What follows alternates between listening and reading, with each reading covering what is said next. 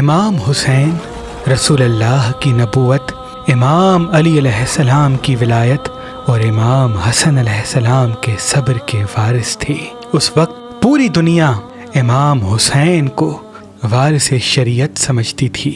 یہی وجہ تھی کہ جیسے ہی یزید خلیفہ بنا، اس نے یہ سوچا اگر حسین میری بیعت کر دے گا تو پوری دنیا کے پاس میری خلافت کو تسلیم نہ کرنے کی وجہ ہی باقی نہ بچے گی۔ یزید جو اس وقت آدھی دنیا پہ حکومت کرتا تھا، وہ سرعام رسول اللہ کی توہین کرتا تھا، قرآن کا مذاق اڑاتا تھا۔ جیسے ہی یزید کا قاصد مدینے کے گورنر ولید کے پاس پہنچا، جس پیغام میں یہ لکھا تھا کہ حسین سے میری بیعت کرواؤ، اگر وہ میری بیعت نہیں کرتا تو اس کا سر کاٹ کے میری طرف شام بھیجو، امام حسین بے وطن بن جاتے ہیں۔ بس جب مدینے کے حالات امام حسین کے لیے رہنے کے قابل نہیں رہتے، آپ 28 رجب 60 ہجری اللہ کے گھر کی طرف ہجرت کرتے ہیں، اور جب مکے میں یزید کے سپاہی آپ کو حج کے دوران قتل کرنا چاہتے ہیں تو آپ حج کو عمرے میں تبدیل کر کے 8 ذی الحج 60 ہجری مکے سے کوفہ کی طرف سفر کرتے ہیں۔ پہلی محرم حر ابن رہائی جو کوفے کے گورنر عبید اللہ ابن زیاد کے حکم سے کوفے کے آس پاس امام حسین کے قافلے کو تلاش کر رہا تھا، وہ نواسۂ رسول کے قافلے تک پہنچ جاتا ہے۔ امام حسین نے جیسے ہی کوفے کے سپاہیوں کو دیکھا جو پیاسے ہیں، فوراً عباس سے کہتے ہیں، عباس، حر اور ان کے ساتھیوں کو پانی پلاؤ۔ جناب عباس سب کو پانی پلاتے ہیں۔ حر شرمسار ہوتا ہے کہ میں رسول اللہ کے نواسے کو قیدی بنانے آیا ہوں۔ اتنے میں امام حسین فرماتے ہیں، نماز کا وقت ہے، نماز پڑھتے ہیں۔ حر امام حسین کے پیچھے نماز پڑھتا ہے اور بعد نماز کہتا ہے، عبید اللہ ابن زیاد کے پاس یزید کا حکم پہنچا ہے کہ آپ سے بیعت لینی ہے۔ امام حسین فرماتے ہیں، مجھ جیسا یزید کی بیعت کیسے کر سکتا ہے؟ حر آنکھیں جھکا لیتے ہیں، پھر فرماتے ہیں، عبید اللہ کا یہ حکم ہے کہ آپ کا رستہ روک لیا جائے اور کوفے کی طرف آپ کو آنے نہ دیا جائے۔ امام حسین فرماتے ہیں، میرا رستہ چھوڑو، میں کہیں اور چلا جاؤں گا۔ یہ منظر عبید اللہ کے سپاہی دیکھ رہے تھے کہ حر امام حسین سے نرمی سے پیش آ رہا ہے۔ وہ گورنر کو خط لکھتے ہیں کہ کسی اور کو سالار بنا کے بھیجے۔ بس جیسے ہی عصر کا وقت قریب ہوتا ہے، حر کہتا ہے، مولا، میں ان سپاہیوں کو دیکھتا ہوں، آپ کوفہ چھوڑ کے کہیں اور سفر کرنا شروع کریں۔ امام حسین عرب کے صحرا کا سفر کرتے ہیں۔ 2 محرم امام حسین کربلا کی زمین پہ پہنچے۔ جیسے ہی کرب کی زمین پہ امام حسین کے گھوڑے مرتجز نے قدم رکھا تو وہ ٹھہر جاتا ہے۔ امام حسین اترتے ہیں، زمین کو ہاتھ لگاتے ہیں تو زمین سے رسول اللہ کے خون کی خوشبو آتی ہے۔ امام حسین جناب عباس سے فرماتے ہیں، اے میرے بھائی، نہر فرات کے ساتھ خیمے لگاؤ، مجھے اس جگہ کا میرے نانا نے پہلے ہی بتا دیا تھا۔ اہل بیت کے خیمے لگتے ہیں۔ اس وقت امام حسین کے ساتھیوں میں صرف 72 افراد ہوتے ہیں اور باقی مستورات اور معصوم سے بچے ہوتے ہیں۔ 3 محرم عمر بن سعد 30,000 کا لشکر لے کے دریائے فرات کے اس کنارے آ پہنچتا ہے جہاں امام حسین اپنی بہنوں، بیٹیوں اور بچوں کے ساتھ قیام کر رہے تھے۔ آ کے یہ پیغام دیتا ہے کہ حسین، یزید کی بیعت کرو ورنہ ہم تمہیں قتل کر دیں گے۔ اس وقت تک کربلا کے میدان میں 32,000 گھوڑے، 40,000 تلواریں، 20,000 تیر کمان، 10,000 اونٹ اور 15,000 پیدل سپاہی موجود تھے۔ امام حسین عمر بن سعد کے پاس یہ پیغام بھجواتے ہیں کہ میری 3 باتوں میں سے کوئی ایک بات مان لو۔ پہلی بات، میں تو کوفے والوں کے بلانے پہ یہاں آیا تھا، اگر کوفے والے مجھے بلانا نہیں چاہتے تو میرا رستہ چھوڑو، میں واپس چلا جاؤں گا۔ دوسری بات، اگر چاہتے ہو کہ میں کوفے بھی نہ جاؤں اور مدینے اور مکے بھی نہ جاؤں تو میرا رستہ چھوڑو، میں عرب کی زمین چھوڑ کے زمین کے کسی دوسرے حصے میں چلا جاؤں گا اور امن کے ساتھ زندگی گزاروں گا۔ اگر تم یہ دونوں چیزیں نہیں مانتے تو مجھے یزید کے پاس شام لے کے چلو، میں یزید سے خود بات کروں گا۔ عمر بن سعد نے یہ خط کوفے کے گورنر عبیداللہ بن زیاد کے پاس بھیجا۔ وہ امام حسین کے اس پیغام کو دیکھ کے پھاڑ دیتا ہے اور شمر سے کہتا ہے، شمر، میں نے عمر بن سعد کو حسین قتل کرنے کے لیے بھیجا تھا، یہ میرے پاس حسین کے خطوط بھیجتا ہے، جا 50,000 کا لشکر لے کے جا اور جلد میرے پاس حسین کا سر بھیج۔ 4 محرم شمر 50,000 کا لشکر لے کے کربلا پہنچتا ہے اور عمر بن سعد سے کہتا ہے، حسین سے بات کرنا عبیداللہ کو پسند نہیں، وہ حسین کا سر مانگ رہا ہے۔ عمر بن سعد کہتا ہے، حسین کو قتل کرنا آسان نہیں، حسین کے ساتھ عباس ہے، اکبر ہے، بنی ہاشم کے جوان ہیں، کچھ اور سپاہی اور بہادر منگواتے ہیں۔ 5 محرم 7 قبیلوں سے وہ بہادر منگوائے جاتے ہیں جن کی بہادری عرب کی سرزمین پہ مشہور تھی، ان میں سے ایک طارق بھی تھا۔ 6 محرم کے دن 1.25 لاکھ کا لشکر کربلا کی زمین پہ پہنچتا ہے۔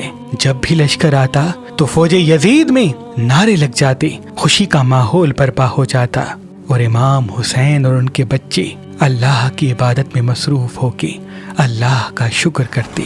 بس 7 محرم کا سورج جیسے ہی طلوع ہوتا ہے تو عمر بن سعد کے پاس کوفے کے گورنر کا یہ پیغام پہنچتا ہے کہ اتنے دن گزر گئے، ابھی تک حسین کا سر نہیں بھیجا اور نہ ہی بیعت کی کوئی خبر ملی ہے۔ حسین کو دریائے فرات سے الگ کرو، ان کو پیاسا رکھو، ان کو تکلیف دو تاکہ ان کے بچے تڑپیں اور یہ یزید کی بیعت کریں۔ 7 محرم کو امام حسین کے خیام نہر فرات سے ہٹا کر دور لگوائے جاتے ہیں اور امام حسین کا پانی بند کر دیا جاتا ہے۔ 8 محرم 45,000 کا لشکر اور کربلا کے میدان میں شامل ہوتا ہے اور آل محمد کے خیام میں التش التش کی صدائیں عام ہوتی ہیں، بچے پیاس سے تڑپنے لگتے ہیں اور بچوں کی رونے کی آواز صحرا میں گونجتی رہتی ہے۔ 9 محرم شمر نے عمر بن سعد کو کہا کہ 9 محرم کو جنگ رکھتے ہیں اور حسین کے ساتھیوں کو قتل کر لیتے ہیں۔ امام حسین نے فرمایا، مجھے 1 رات اللہ کی عبادت کے لیے دے دو۔ بس 9 محرم کا سورج جیسے ہی ڈوبتا ہے، امام حسین اپنے تمام ساتھیوں کو ایک خیمے میں جمع کرتے ہیں اور فرماتے ہیں، تم نے میرا بہت ساتھ دیا، میں تم سب سے راضی ہوں، اب چاہتا ہوں کہ اپنے اپنے شہر واپس چلے جاؤ۔ یہ لوگ رسول اللہ کے نواسے کا خون مانگتے ہیں، ان کی اولاد کو قتل کرنا چاہتے ہیں۔ یہ بات سن کے امام حسین کے ساتھی ادھر ادھر دیکھتے ہیں۔ امام حسین فرماتے ہیں، شاید آنکھوں کی شرم کی وجہ سے نہیں اٹھ رہے، عباس چراغ بجھا لو۔ چراغ بجھایا جاتا ہے، اندھیرا ہو جاتا ہے۔ کچھ دیر کے بعد پھر مولا حکم فرماتے ہیں، عباس چراغ جلاؤ۔ اب جو چراغ جلے سب کی تلواریں اپنی اپنی گردن پہ رکھی ہیں اور ایک آواز میں کہتے ہیں، مولا اگر ہماری 1000 جانیں ہوتی تو ہم سب آپ پہ قربان کرتے، کیونکہ ہم خود کو جنت اور دوزخ کے درمیان دیکھ رہے ہیں۔ آج ہمارے ایمان کا امتحان ہے۔ امام حسین فرماتے ہیں، جاؤ اپنے اپنے خیمے میں اللہ کی عبادت کرو، کل صبح کا سورج ہمیں امتحان دینا ہے۔ جیسے ہی 10 محرم کا سورج طلوع ہوتا ہے، علی اکبر اذان دیتے ہیں۔ امام حسین اپنے تمام ساتھیوں کے ساتھ نماز پڑھتے ہیں۔ نماز میں ہی عمر بن سعد حملہ کرتا ہے، کچھ ساتھی آگے آگے حفاظت کرتے ہیں اور شہادت کا جام پیتے ہیں۔ بعد نماز علی اکبر سب سے پہلے آ کے عرض کرتے ہیں، مولا مجھے اجازت دیں۔ امام حسین اجازت دیتے ہیں۔ نواسہ رسول کے ساتھی فرماتے ہیں، شبیہ رسول ہمارے سامنے میدان میں جائے اور ہم بیٹھے رہیں، یہ گوارا نہیں، پہلے ہم جائیں گے۔ اتنی دیر میں وہ حر جس نے سب سے پہلے امام حسین کا رستہ پہلی محرم کو روکا تھا، وہ اپنے ہاتھوں کو باندھ کے اپنے بچوں سے کہتا ہے، مجھے امام حسین کے پاس لے کے چلو۔ امام حسین کے قدموں میں آتا ہے اور کہتا ہے، اے میرے مولا، میں نے آپ کا رستہ روکا، آج میں خود کو جنت اور دوزخ کے درمیان دیکھ رہا ہوں۔ اس دنیا پہ لعنت ہو جو حسین کو چھوڑ دے، بس مجھے معاف کر دی۔ امام حسین جناب حر کا ماتھا چومتے ہیں اور کہتے ہیں، جا حر، میں نے تمہیں آزاد کیا، میں نے تمہیں معاف کیا۔ حر فرماتے ہیں، مولا اگر معاف کیا تو مجھے اجازت دیں تاکہ ان ظالموں سے سب سے پہلے میں لڑوں۔ امام اجازت دیتے ہیں، وہ میدان میں آتے ہیں، کافی دیر لڑتے ہیں اور شہادت کا جام پیتے ہیں۔ ایک ایک مولا حسین کا ماننے والا میدان میں جاتا اور مسکرا کر اللہ کے دین پہ قربان ہو جاتا۔ بس کبھی جناب جون کی لاش آتی ہے، کبھی حبیب ابن مظاہر کی، کبھی زہیر، کبھی اون و محمد، کبھی شہزادہ قاسم، کبھی جناب عباس، کبھی علی اکبر، تو کبھی 6 ماہ کا معصوم بچہ علی اصغر امام حسین کی گود میں تڑپ تڑپ کے اللہ کے دین پہ قربان ہو جاتا ہے۔ جب کربلا کے میدان میں کوئی نہ رہا، تب امام حسین میدان میں آ کے فرماتے ہیں، اے فوج یزید، پہچانو میں رسول اللہ کا نواسا ہوں، میرے بچوں کو بے جرم و خطا تم نے مارا ہے، ہم نے 3 دن سے پانی نہیں پیا، میں نے کیا بگاڑا ہے؟ فوج یزید کہتی ہے، ہم سب تجھے تیرے بابا علی کے بغض میں مار رہے ہیں۔ امام حسین فرماتے ہیں، وہ علی جو اسلام کی حفاظت کرتا تھا، جس نے خیبر و خندق، بدر و احد میں رسول اللہ کے دین کو ہر خاص و عام تک پہنچایا، آج اسی اسلام کا علم بلند کر کے اسی علی کی اولاد سے بدلہ لے رہے ہو۔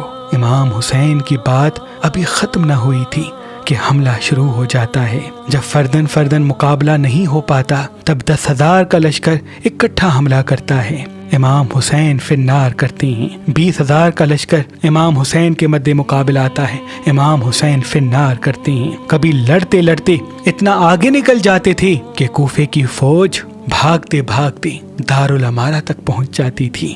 کتابوں میں ہے صرف ایک امام حسین نے 80,000 فوجیوں کو فنار کیا۔ جب آدھے سے بھی زیادہ لشکر امام حسین کی تلوار کے آگے نہ ٹک سکا، تو شمر اور عمر بن سعد نے یہی سوچا کہ اگر حسین کو شہید کرنا ہے تو خیام کو آگ لگا لیتے ہیں۔ جب حسین خیموں کی طرف جائیں گے تو پیچھے سے تیر چلائیں گے۔ بس بیبیوں کے خیموں کو آگ لگائی جاتی ہے۔ میدان کربلا میں جیسے ہی امام حسین کے کانوں میں بیبیوں کے رونے کی آواز آتی ہے، وہ مڑ کے دیکھتے ہیں کہ خیام کو آگ لگ چکی ہوتی ہے۔ وہ خیام کی طرف جاتے ہیں، پیچھے سے ظالم تیر چلاتے ہیں۔ امام حسین تیروں کو روکنے کے لیے کبھی میدان میں آتے، کبھی جلتے ہوئے خیموں کی طرف جاتے، چاروں طرف سے تیر چلنا شروع ہو جاتے ہیں۔ شمر کی آواز بلند ہوتی ہے، جس کے پاس جو ہے وہ حسین کا نشانہ لے۔ کوئی تیر مارتا ہے، کوئی نیزہ پھینکتا ہے، کوئی برچھی مارتا ہے، کوئی تلوار مارتا ہے۔ جس کے پاس مارنے کے لیے کچھ نہ ہوتا، وہ کربلا کی زمین سے پتھر اٹھاتا اور امام حسین کی طرف پھینکتا۔ اتنے میں آواز غیب آتی ہے، اے حسین لوٹ آؤ، تیرا اللہ تجھ سے راضی ہو گیا۔ امام حسین ذوالفقار کو روکتے ہیں۔ عمر بن سعد حرملہ کو کہتا ہے، اے حرملہ ایسا تیر مار کہ حسین زین سے زمین پہ آ جائے۔ وہ 3 نوکوں والا وہ تیر نکالتا ہے جس سے جانوروں کا شکار کیا جاتا تھا، اور تیر امام حسین کو اتنی زور سے مارا جاتا ہے کہ امام حسین کے سینے پہ تیر لگتا ہے اور امام حسین کی پیٹھ سے نکلتا ہے۔ امام حسین تیر کو نکالنا چاہتے ہیں، اتنے میں ظالم امام حسین کے سر پہ وار کرتے ہیں اور امام حسین گھوڑے کی زین سے زمین پہ آتے ہیں۔ آپ کے جسم پر اتنے تیر تھے کہ نہ آپ زین پہ تھے نہ زمین پہ تھے، تیروں کے مسلح پہ تھے، اللہ کا شکر کر رہے تھے۔ فوج یزید جھوم رہی تھی، وہاں بیبیاں خیام میں رو رہی تھیں۔ اتنے میں شمر کہتا ہے، اب حسین کا سر کاٹو۔ جو بھی رسول اللہ کے نواسے کے قریب جاتا، رسول اللہ کا چہرہ نظر آتا۔ بس شمر ایک خنجر لے کے پتھر پہ مارتا ہے، وہ پتھر ٹوٹ جاتا ہے، اور پھر کہتا ہے، یہ گواہی یزید کے سامنے دینا کہ میں نے کیسے اس کے لیے رسول اللہ کے نواسے کا احترام بھی نہ کیا۔ امام حسین کے پاس آتا ہے اور امام حسین کا سر کاٹ کے نیزے پہ بلند کرتا ہے۔ فوج یزید خوشی کا جشن مناتی ہے اور سپاہی بیبیوں کو لوٹنے کے لیے خیام کا رخ کرتے ہیں، بیبیوں کو تازیانے مارتے ہیں، بچوں کو تماچے مارتے ہیں، ایک ایک سامان لوٹ لیتے ہیں۔ جس جس بیوی کے کانوں میں بالیاں ہوتی ہیں اس کو کھینچ کے اتارتے ہیں۔ پھر عمر بن سعد کہتا ہے، میرے پاس یہ حکم ہے کہ رسول کے نواسے کی شہادت کے بعد ان کے جسم کو پامال کیا جائے۔ بس پامال گاہ سجائی جاتی ہے، ہر ایک شہید کا کوئی نہ کوئی وارث سامنے آتا ہے اور اس کی لاش کو پامال ہونے سے بچاتا ہے۔ کبھی بی بی ام لیلا کے قبیلے والے لوگ آ کے کہتے ہیں کہ اکبر ہماری شہزادی کا بیٹا ہے۔ کبھی بی بی رباب کے قبیلے والے آ کے کہتے ہیں کہ اصغر ہماری شہزادی کا بیٹا ہے۔ کبھی بی بی ام البنین کے قبیلے والے کہتے ہیں کہ عباس ہماری آقا زادی کا بیٹا ہے۔ بس ایک ایک لاش الگ ہوتی جاتی ہے۔ صرف تنہا امام حسین کا جسم مبارک کربلا کی زمین پہ بچتا ہے۔ گھوڑوں کو لایا جاتا ہے اور امام حسین کی لاش کو پامال کرنا شروع کرتے ہیں۔ امام جعفر صادق علیہ السلام نے فرمایا، میرا سلام ہو میرے اس غریب دادا پر جس کے جسم کو اتنا پامال کر دیا گیا کہ ان کی پسلیاں ٹوٹ گئیں، اور وہاں بے وارث و مددگار بیبیاں جلے ہوئے خیموں کی راکھ پہ بیٹھی رو رہی تھیں۔ صبح کا سورج ڈھل گیا، اندھیرا چھا گیا اور غریبوں کی شام آ گئی۔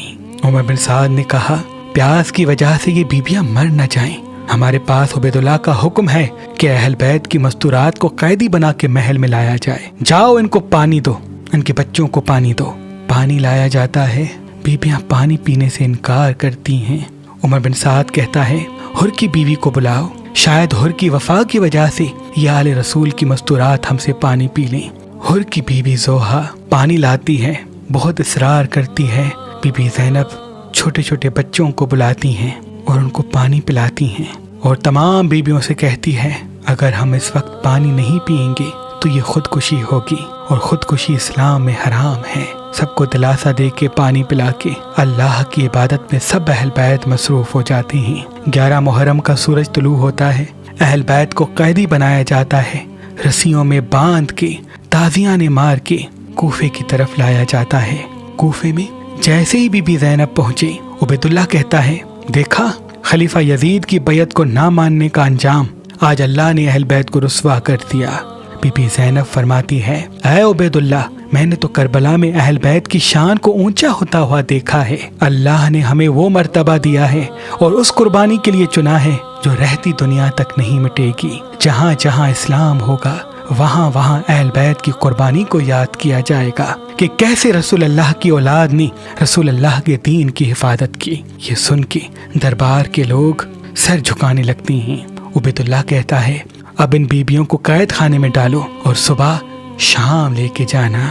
بیبیاں مشکل سفر طے کرتے کرتے پہلی سفر کو شام پہنچتی ہیں۔ امام سجاد کو توق پہنا ہوتا ہے، بیبیوں کے پاؤں ننگے ہوتے ہیں۔ بہت سے بچے جن کو اونٹوں پہ سوار کر دیا گیا تھا وہ رستے میں ہی شہید ہو جاتے ہیں، کیونکہ جو بچہ اونٹ سے گرتا وہ گھوڑوں اور اونٹوں کے پاؤں میں کچل کے شہید ہو جاتا۔ بس شام سجایا جاتا ہے، بیبیوں کو بازاروں سے محل لایا جاتا ہے اور گھروں کی چھتوں سے آل محمد کو پتھر مارے جاتے ہیں۔ یزید نے اپنی خوشی کا جشن اپنے محل میں رکھا تھا، اور اس محل میں یزید کی بیوی ہند بھی شامل تھی۔ آل رسول جیسے ہی محل کے پہلے دروازے پہ پہنچے تو ہند کی خادمہ ہند تک یہ پیغام پہنچاتی ہے کہ کچھ قیدی آئے ہیں اور سنا ہے ان کا تعلق مدینے سے ہے۔ ہند مدینے کا نام سن کے قیدیوں سے ملنا چاہتی ہے، اپنی خادماؤں سے کہتی ہے، قیدیوں کے ساتھ میری کرسی لگاؤ، میں ان سے مدینے کے حالات پوچھوں گی۔ بس یزید کی بیوی اپنی خادماؤں کے ساتھ بیبیوں کے پاس آتی ہے۔ ہند اپنی کرسی پہ بیٹھتی ہے۔ بی بی زینب نے جیسے ہی ہند کو دیکھا اپنی بہن بی بی ام کلثوم سے کہا، بہن پہچانو، یہ ہند ہے جو ہماری کنیز ہوا کرتی تھی، ہم نے اس کو قرآن سکھایا، ہم نے اس کو پردہ سکھایا۔ ہند نے پوچھا، اے قیدیو بتاؤ، کیا تم مدینے والے سرداروں کو جانتی ہو؟ بی بی زینب فرماتی ہیں، کون سے سردار؟ ہند کہتی ہے، علی کا خاندان، رسول اللہ کا خاندان، میرے مولا حسین کا خاندان۔ بتاؤ، تم نے کبھی عباس کو دیکھا، حسین کو دیکھا، علی اکبر کو دیکھا؟ بی بی زینب فرماتی ہے، اے ہند، حسین کی بہنوں کا نہیں پوچھو گی۔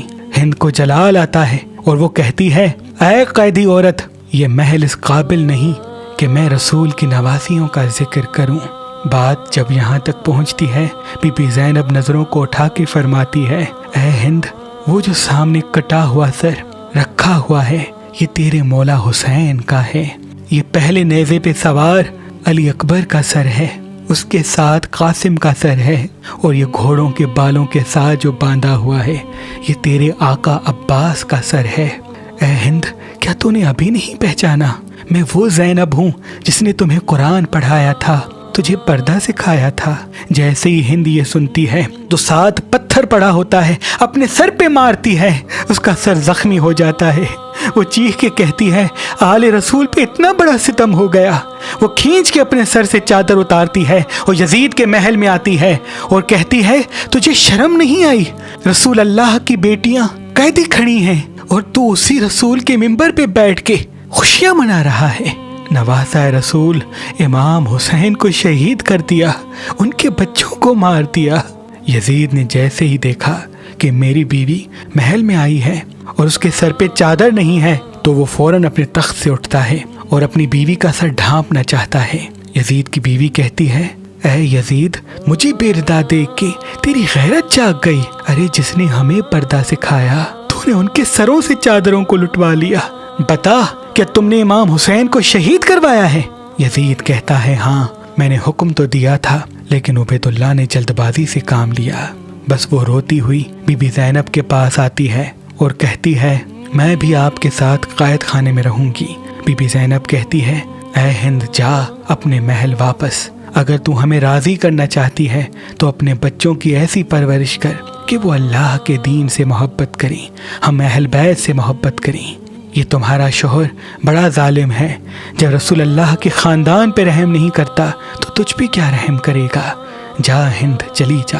بی بی زینب کے حکم کو سر آنکھوں پہ رکھ کے واپس چلی جاتی ہے اور اپنے بچوں کی ایسی پرورش کرتی ہے کہ یزید کے مرنے کے بعد جیسے ہی تخت پہ یزید کا بیٹا معاویہ بیٹھتا ہے تو وہ اس حکومت پہ لعنت کرتا ہے اور کہتا ہے کہ میں اس تخت پہ کیسے بیٹھوں جس تخت پہ نواسہ رسول کا خون لگا ہوا ہو، اور یوں روتا ہوا وہ تخت چھوڑ دیتا ہے، اپنی حکومت چھوڑ دیتا ہے۔ یہ ہے اللہ کا انصاف اور یہ ہے امام حسین کی قربانی کا نتیجہ کہ یزید کا خود کا بیٹا اپنے باپ پہ لعنت کرتا ہے، اور 1400 سال گزرنے کے بعد بھی گھر گھر سے امام حسین کے ذکر کی صدا آج بھی آتی رہتی ہے۔ لا الہ الا اللہ محمد الرسول اللہ تمام مسلمان فخر کے ساتھ پڑھتے ہیں اور اس پہ ایمان رکھتے ہیں۔ یزید ستم کر کر کے تھک گیا لیکن نہ وہ اللہ کا دین مٹا پایا، نہ ہی رسول اللہ کی اہل بیت کو جھکا پایا۔